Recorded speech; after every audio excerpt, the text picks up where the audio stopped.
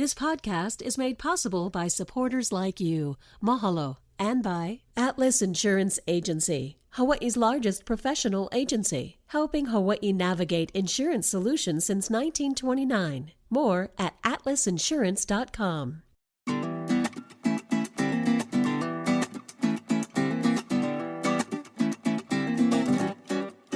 Aloha mai kako. Welcome to a new episode of What's Go You Went? Start every conversation with that question. I'm Ron Mizutani, and today we're talking story with a man who wears many hats. DJ, television host, actor, teacher, author, and his most important role, dad. Yeah. His students at Marino School call him Mr. Bulatao, but you may know him as Kutmaster Spaz. I want to welcome my dear friend Derek. I cannot say Derek, bro. Sorry. What's up, Spaz? Spaz, welcome to the program. Welcome to PBS Hawaii, my brother. Good to see you here. Good to see you. So, like I asked all of our guests, what's go you in? Castle. Oh, you're a knight. Yeah, K-A-S-S-O, Castle. H-I-S-K-U High School. Nah. Oh, people get mad all these. I went to Castle High School, James B. Castle High School. Yes, but that was back in the day. That's what people would say. Castle. Yeah, we say Castle. Yeah. But now it's like, don't say that. It's improper. And yeah. I may get canceled, so I'm not going to say that. No, too late. You're on record saying no. It's like back when we were young, it was always Kamehameha. Right. But everybody would call it Camp School. Camp School or Scam School. Oh, I didn't know Camp School. And it's like, it's Kamehameha. Yeah, it's Kamehameha. But hey, welcome. I got to ask you, brother. Yeah. Sing me a line from your alma mater. I said a hip, hop, the hip. I don't know. You don't know your alma mater? I know. Are you serious? I'm not joking. It hasn't been that long from high school. It has. And, yeah, you're digging deep, Ron. Yeah, no, I wasn't. People think I was homeschooled. I think they call it cutting back then. No, I knew it was going to high school was. I guess I had to take that trip just to get to where I wanted to get to, which was out of high school. So I went to high school. I did the work, got the credits, and that's it. I didn't really participate in much. I didn't go prom. I didn't do a lot of things. I didn't play sports. So I went there because I had to go there. Yeah. So I wasn't, like all invested into high school. I just wanted to make sure Understood. I had to do what I had to do. What you had to do. Mm-hmm. Interesting, yeah, because, I've had other guests on the program, Eddie Bumatai. Mm-hmm. I asked what school you went. Well, he went to Waianae, but he didn't graduate from Waianae. What school did Pohaku Stone? He went to the School of Hard Knocks because sometimes school isn't what everybody needs in life, but some things that you have to go through the process, and that's what you did at Castle. Yes. Castle High. You and I go way back. Yeah. And we could talk story about all kinds of topics. And your story has been shared in other forums and media. But I want to touch on some things that make you who I like to know more about. Okay. And that's you, the deep down inside guy. And what makes you tick and why? I mean, you are such a giving man. And I'm not saying that because, we're trying to make this look good. I look at you eye to eye, my friend, and you're a giving soul. Where'd that come from? I think growing up, my dad was a giving person. He would give, to help people. And as I grew up, I remember my dad saying, never forget where you come from. No matter how big you get, you make sure you give back to your community. If you don't have community, you don't have nothing. Mm-hmm. So I always, when I was in a place where I could give, I would. And it would not necessarily money, but making programs, competitions for kids to come out, singing competitions, breakdancing competitions, DJ competitions, anything I could to give a platform for up-and-coming youth to find their passion or find their place in the world. I did it. It was just in me, just to give and volunteer my time. It's just, I don't know. I guess it's in our household. That's what we did. We just give. That's you. That's a learned to me. That's a learned skill. Behavior is people have to be taught that how to give back and having a example like your father. I'm sure instilled that early in your life. But you've had many obstacles in your childhood and some adversity that you've had to overcome. Share with us your childhood. Well, from when I was born, I lived in Kaneohe, and it was a small community back when I was being raised. And so I had neighborhood friends. We'd have sleepovers, go parties together, or have potlucks or, birthday parties, hang out at the park and stuff up until I was 9. And when I was in 4th grade, I started falling back in class, and I had a hard time keeping up with the rest of the class.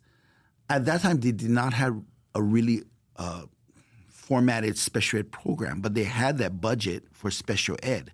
But that budget consisted of putting a bunch of us, 7 of us, in a room divided by books. There was the physically and mentally handicapped, now they call them the socially handicapped, on one side, and 7 of us on the other side. Now, the other 6, they got bussed in on the short yellow buses from Kailua, Kahuku, Kahalu, and I was the only one that lived in the area. So I walked to school. So all the people, all the kids in, all the classmates saw me in this class, and they were like, whoa, he's now crazy, mental. And so they stopped hanging around me. So at 9 years old, I lost all my friends. I wasn't invited to parties anymore. I was picked on, bullied. I wasn't allowed to play with what I thought was friends. The messed up part is that it wasn't even necessarily the kids. It was the parents saying, hey, no, hang around him. Like, it's contagious. Like, oh, you can come like that if you hang around him. So the kids were scared to hang with me because they thought basically they were going to, come like me if they hung out with me. So I lost all my friends. Like, all the people I hung out with, I was by myself. Just not able to do things with people, not able to even walk on the side of the same side as the street. Wow. That's heavy, bro. Yeah. That's so heavy. I was all alone, and I felt really down and kind of 9-year-old, lose all your friends, you put in one class, you don't understand, and so yeah, that was a hardship for me. That was really a lot to take in. Was it you were diagnosed dyslexia? See, here's the thing. What it wasn't in. They didn't know. I didn't understand. Yeah. You're so on my certificate to get me into this program, I was mental retardation. That's what it says on my certificate, my school certificate, that I have mental retardation. That's what they put it as. You can't say the R word anymore, but I'm being honest because that's what we do here. They didn't know until I was a sophomore in high school. They didn't put a specific label on it. They didn't even know I was dyslexic until I was sophomore. And it was teachers that, our teacher, actually Greg McCall, I was sophomore reading at a 6th grade level. So in high school, I was reading at an elementary school level. And the teacher goes, dude, are you dyslexic? I go, what is that? He goes, your D's and B's are backwards and S's are like Z's. Or I don't know. So he had me tested for dyslexia, and he found that I was dyslexic. Later, they found I have, of course, ADHD. Well, they found that was one of the first things, that I had ADHD, and I had to take medication in middle school. So they knew that I was hyperactive. And then I also had dyspraxia. I was like, what is dyspraxia? Well, it's when you don't know your left from your right, so you're uncoordinated. So when you walk, I cannot judge corners of tables. I trip over my own left leg. So that explained why I was clumsy. My dad used to always yell at me for dropping dishes or hitting things over. But later in life, I found that I can't help that. It was something. So it wasn't into my sophomore year of high school that I realized I was dyslexic.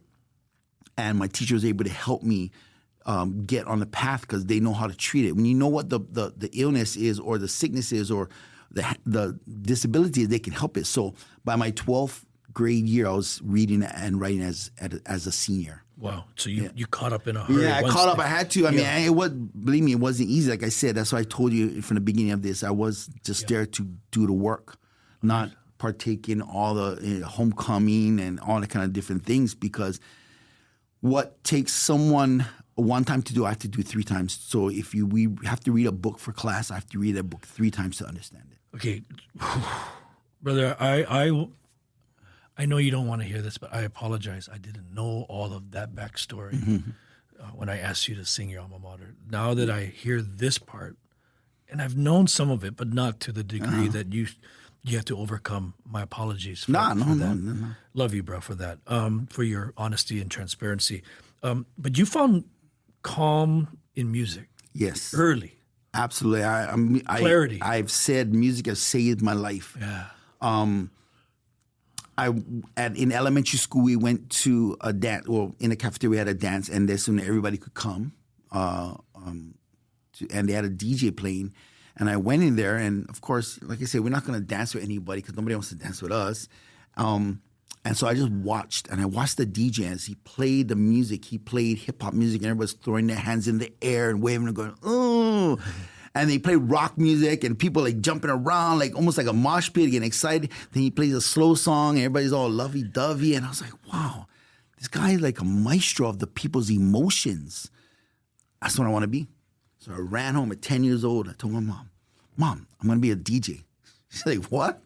She's like, yeah, I'm a DJ. She's like, okay, you know that DJ takes equipment, takes turntables or whatever instruments or mechanical devices. We're not rich. How are you going to do this? I was like, oh, okay.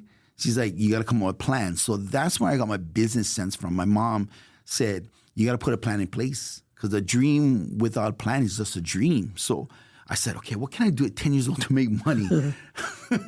So I became a newspaper boy, which I don't think they have that anymore. But I delivered a newspaper for 5 years.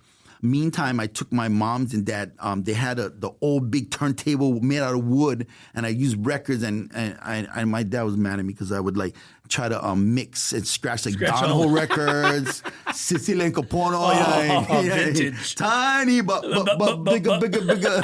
And they're like, "What are you doing? You're scratching a record." Yes, I am. Yes. But, so I'll get that, and then anyway, I saved my money. You went through some needles too back then. Yes. And we didn't have the internet, so you had to go. Like I would go. So I started going to dances, not to dance or hit on girls, but just to watch the DJ and what they doing. And that's what I did because we didn't have. You go there in person. There's no internet, YouTube. So I'd watch the DJ, what he did, and I'd go back home and mimic that, go buy those records. But I was able to, save up money. By the time I was 16, I had $10,000 that I saved up from working. I delivered newspaper till 15. When I turned 15, I could get a worker's permit. I worked at Zippy's. That was my first, real job. Then steam clean carpets during the summer. And by 16, I had 10,000. Now, I know that doesn't sound like a lot, but back then it's like $100,000. You know what I mean? That's $100,000 now, So I was able to buy equipment. So by 16 years old, I had my own DJ setup and company. I guess I was an entrepreneur. I didn't know what that word is or was, but I started DJing parties and stuff like that, and then I had to figure out how to market myself. So that's how I did it. Now, the reason I say music saved me is because I feel if I did not find that passion, that I probably would have done something really, really horrible. And I talk about this in my book that I wrote, Sped to Success. But at 10 years old, I remember I had a bad day. And I got yelled at by my teachers. My dad yelled at me. And I just felt like, this world would be a better place if I wasn't here. And so I went home and I thought to myself, I'm going to end it. Like, that's all. And it's sad to hear that a 10-year-old would do that. But I was thinking to myself, if I'm not here, I wouldn't be teased on me, bullied. It would be the end of that. So I sat there in front of the mirror and I was trying to think how I'm going to do it because I don't want to take pills because I don't know if I take I don't know how much to take. I don't want, you know what I mean? Then I didn't want to slash my wrist because I'd get my mom's sheets dirty. So I sat there in front of the mirror just crying, thinking to myself, I'm done. And I heard his voice. And, some people might say, God, I do. whatever it was, the universe. But I heard a voice clear as bell say, "You're destined for greatness."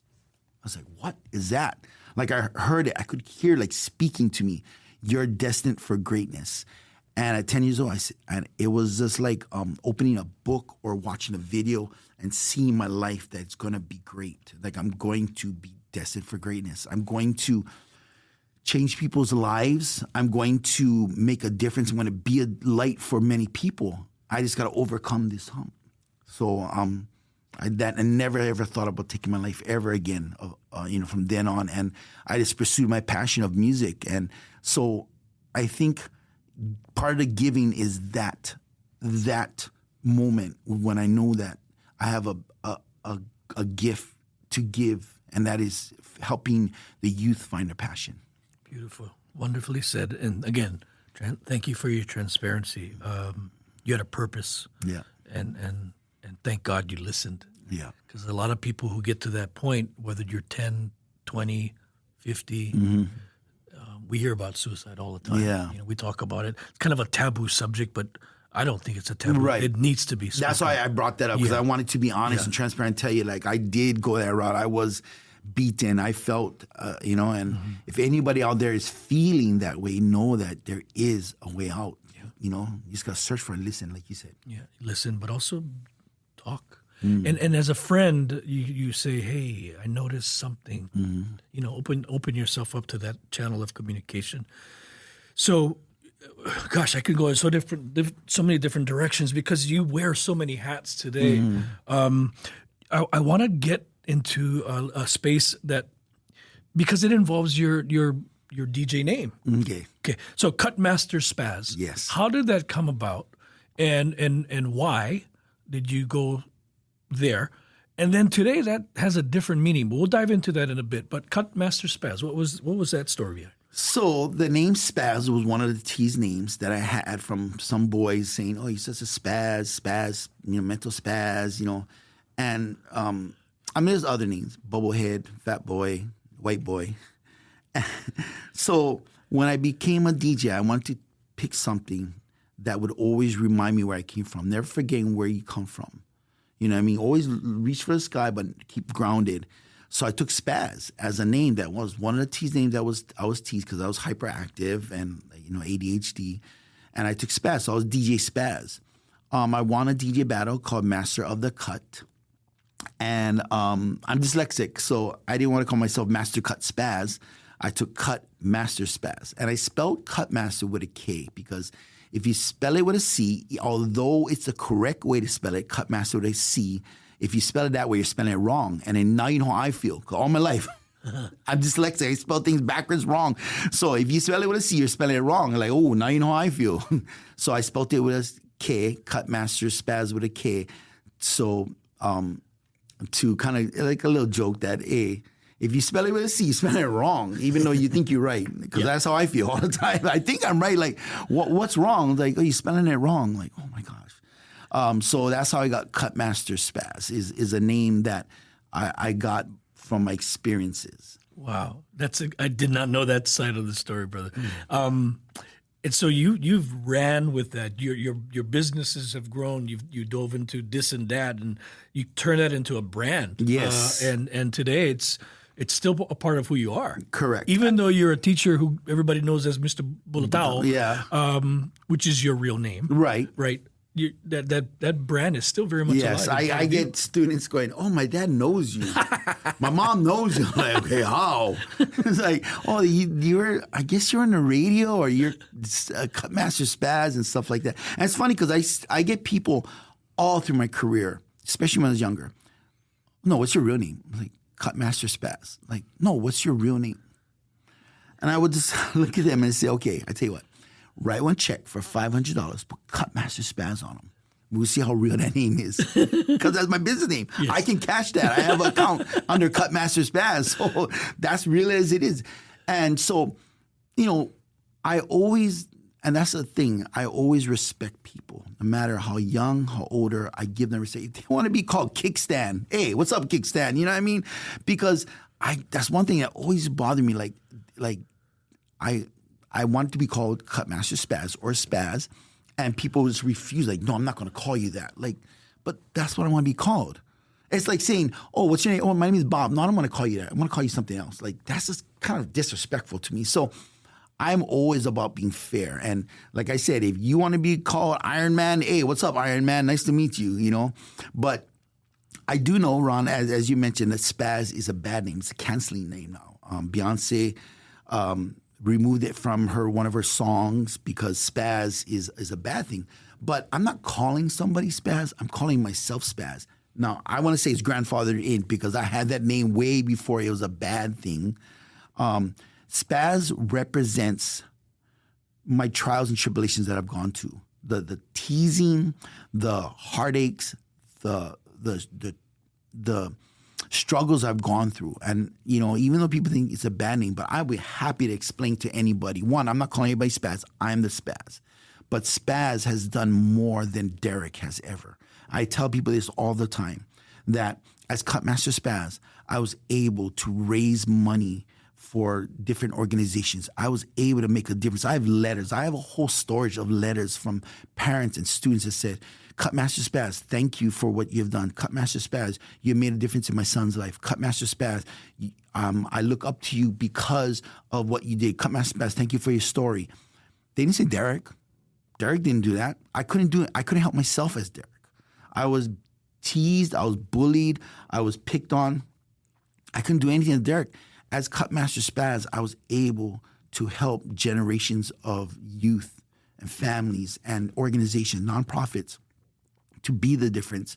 So when somebody says, oh, you know, you kind of use Spaz because that's, I'd be happy to sit down and explain to them that Spaz has been a name that has helped people, and that saying that I can't call myself Spaz because they feel it's a cancellation name. You know, I don't mean it in a negative way. It's been a positive. And I always use this, that, you know,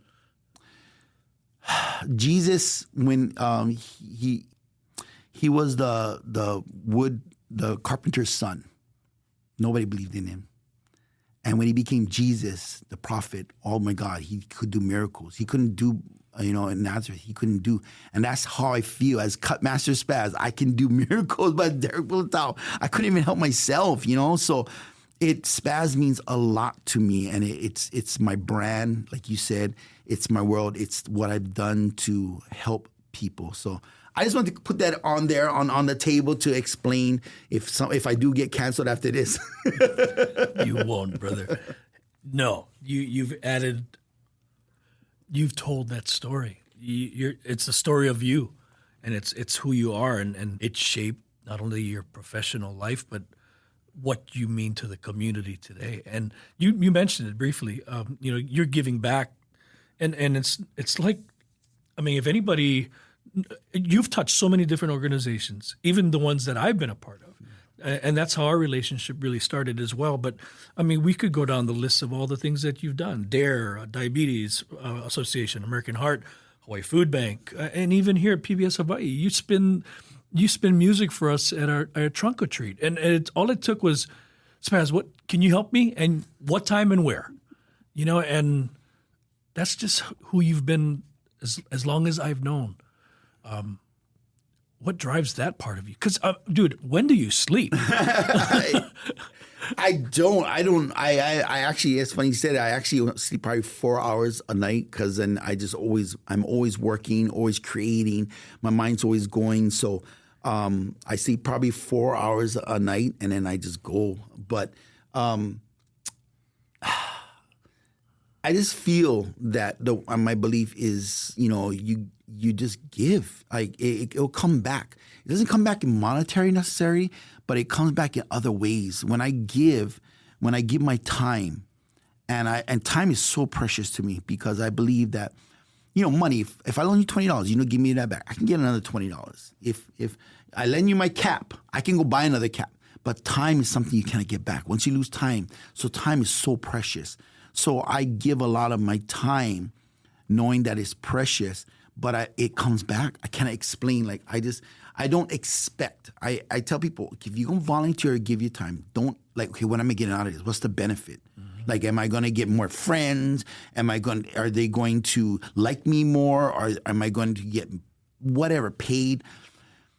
If you can give your time, give with an open heart, an open mind, open spirit. Like, I'm giving this to you guys as a gift, and I don't expect nothing in return. And if you come with that, I promise it. I can't explain it. I'm always blessed. Mm-hmm. I'm always blessed. I mean, a lot of times I give my time to organizations, and I get blessed by another organization, or somebody says, or, and not that I do it for that, but people go, hey, are you available this day? My daughter's getting married. You know what I mean? Would she love MC like you? So, I'm not doing it to get gigs, but it comes. It just happens, Hey, can you do this for us? And, and I know this is not paid, but we can pay you here. And I can't explain. And like I said, I don't do it expecting, okay, what gigs can I get? What connections can I make? I just do it because I want to give back. I believe that. And but it just happens. It comes back. I meet people that are influential, or opportunities make themselves available after I give. And, sometimes not, but like I said, I don't give to get back. I give to give honestly. That's part of your servant heart. I think I might have shared this before, maybe even on this podcast. My youngest son, one day we were at the old Macy's in Kailua, and Tutu was walking toward the door. And I had instilled, I guess, enough value in him to understand that role to open the door. Without being asked, prompted, I was like, oh, right on. He ran in front of Tutu, opened the door. She walked right in. I was certainly behind him. He said, wow, Dad, she didn't even say thank you.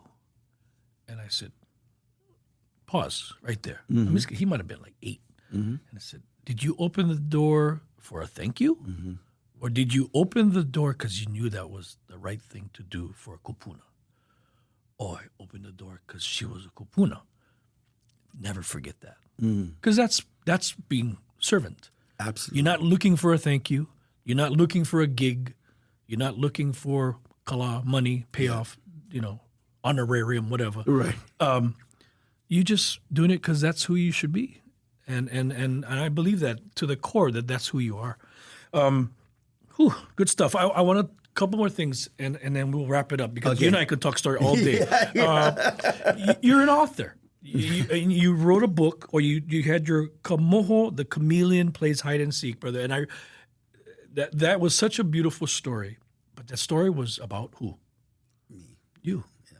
Tell me about it. So I was writing a book. First book was Sped to Success, which Sped is a play on word for special ed to success. And my good friend, business partner, Kelly Marati, she said, I know you're gearing this to middle and high school, but you got to go for younger, like kindergarten, first grade. And I was like, what? Like, what? She's like, would you be okay if we worked on books like children's books? That's her heart. I said, sure. So she took a story or two out of my Sped to Success, and she adapted it to make it more kid-friendly. And I think the first one was Hide and Seek. It was Kamoho Plays Hide and Seek. And this is a true story of me going to the park and finally seeing these kids who accepted me and said, you want to play hide and seek with us? I'm like, yes. Like, okay, you're out. Count to 100. So I count 1, 2, 3, count to 100. I'm like, sir, And when I got to 100, I went looking for them, and they were gone. Like, oh, okay, ditch me. All right, I get it. But I locked my bike to the fence, and when I went back, I guess they had a tool. Somebody had a wrench or something. They took apart my bike. So at 9 years old, my bike was in pieces. I didn't know tools, so I had to take my bike and carry it home in pieces. So the plays hide and seek, it tells you a lesson of, you're not going to always be accepted, that things happen. And so that's what that book was for, to, I guess, teach kids empathy. Like, how would you feel if that happened to you, or what would you do? And you make them think at a young age. So that's how those books came. And then we did another one, Kamoho Doesn't Like School. And it's talking about me being dyslexic and I have a hard time to read. And it was a tribute to my teacher, Ms. Watase. She became Mrs. Akito. I've been searching for her for years to tell her thank you, but I wrote this book, and it's how she had empathy and patience with me and taught me that it's okay that you're dyslexic and you have a hard time reading. So these books, these children's books, are meant to just start at a young age. But my main thing is the Sped to Success is 23 chapters of life lessons of things I've gone through, periods, and how I dealt with it. But we came up with 2 children's books. The illustrator, unfortunately, she wanted to, after she did 2 books, she's like, I really don't want to do this anymore. I want to do other stuff. So I was like, okay, I don't know what to do now, So we just ended that. We were going to do 8 books. That was a goal, to do 8 children's books. But we ended up just doing 2, which can all be found on Amazon. Now, if you're wondering why Kamoho, my name is Kamoho Ali, my middle name, Derek Kamoho Ali Bulatao. And Kelly is a jokester. She's like my jokester person. So I don't like geckos. I don't like chameleons. I don't like lizards. So guess what? All the characters are geckos. Kamoho the chameleon, because she just thought it was funny. Like, yeah, great, okay. But that was her joke. That's her own running joke. Like, But so yeah, that's why those books were created, because we wanted to go for a younger generation.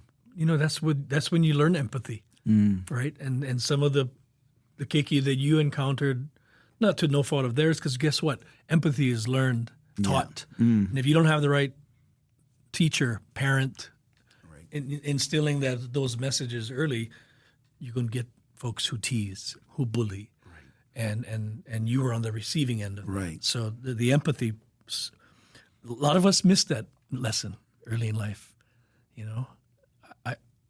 I could probably say that I was a bully when I was young.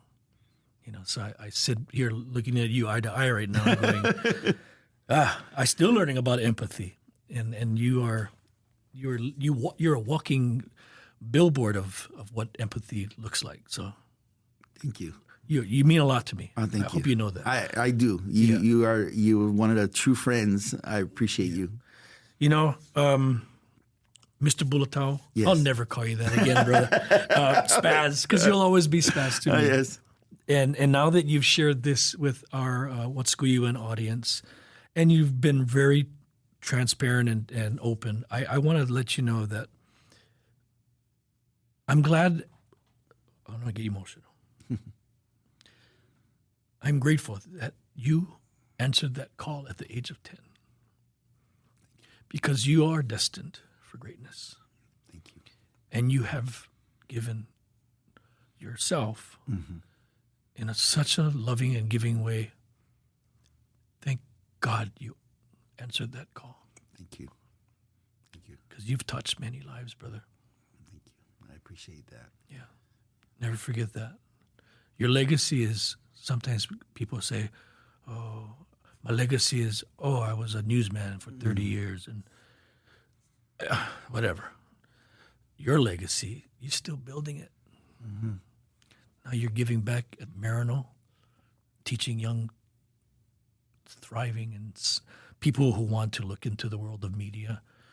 Yet you're still answering my call. And I said, well, can you come to Pro Ridge and help us spin some music? Thank you. Mahalo nui. You're very welcome. Yeah. Much love to you. Thank you.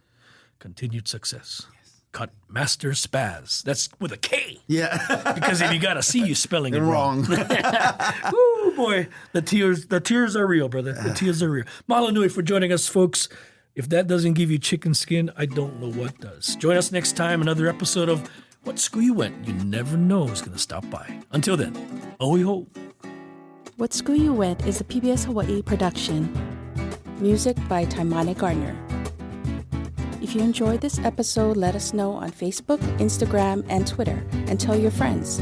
You can find us on pbshawaii.org and everywhere you get your podcasts.